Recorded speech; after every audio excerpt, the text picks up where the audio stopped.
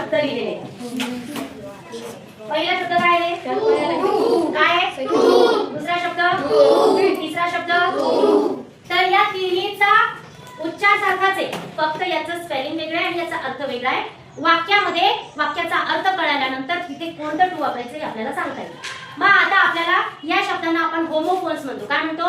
Homophones म्हणजे ज्याचा उच्चार सारखाच असतो पण स्पेलिंग वेगळं असतं. आता इथे उच्चार सारखा आहे की नाही, पण याचं स्पेलिंग वेगळं आहे. मग आता याचा वापर कसा करायचा किंवा वापर कुठे होतो हे आपण 2 मिनिटात समजून घेणार आहे. आता बघा, पहिला आहे टू. टूचा अर्थ होतो कडे किंवा लांब. आता कडे किंवा लांब म्हणजे ह्या टूचा वापर एखादं ठिकाण दाखवण्यासाठी, एखादी दिशा दाखवण्यासाठी किंवा एखादी हेतू दर्शवण्यासाठी होते. उदाहरण सांगू का तुम्हाला? स्कूल म्हणजे शाळा, हे ठिकाण दाखवायला वापरला की नाही हा टू? त्याच्यानंतर मला इंग्रजी शिकायचं आहे.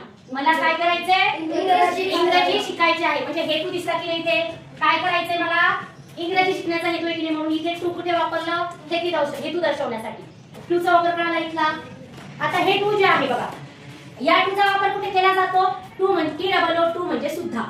मग आता सुद्धा काय? तर आता बघा, बऱ्याच वेळेला एखादं म्हणते ना I miss you, I miss you too, okay नाही? मग सुद्धा काय आलं? मला सुद्धा यायचे आहे. आय वॉन्ट टू हे कोणतं आलं? हे आलं. पण इथे टू आलं ते काय? सुद्धा. मला. आणि आणखी याचा एक उपयोग काय या टूचा? की एखादी गोष्ट गरजेपेक्षा जास्त आहे, more than enough, more than enough, त्यावेळेला सुद्धा याचा वापर करतात. जसं this bag is too heavy, ही बॅग खूप जड आहे, त्यावेळेला टू. कळालं का?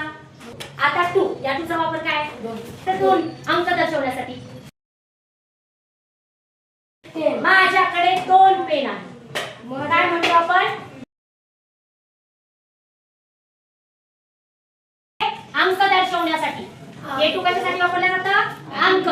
हे टू कशासाठी वापरलं जातं? एखादी सुद्धा, माझ्याकडे सुद्धा, किंवा एखादी गोष्ट गरजेपेक्षा जास्त म्हणजे मोर दॅन इनफ आहे, त्यावेळेला हे टू वापरतात. आणि हे टू कुठे वापरला जातो? दिशा, त्याच्यानंतर हेतू, ठिकाण दर्शवण्यासाठी या टूचा वापर केला जातो. कळालं का? I have,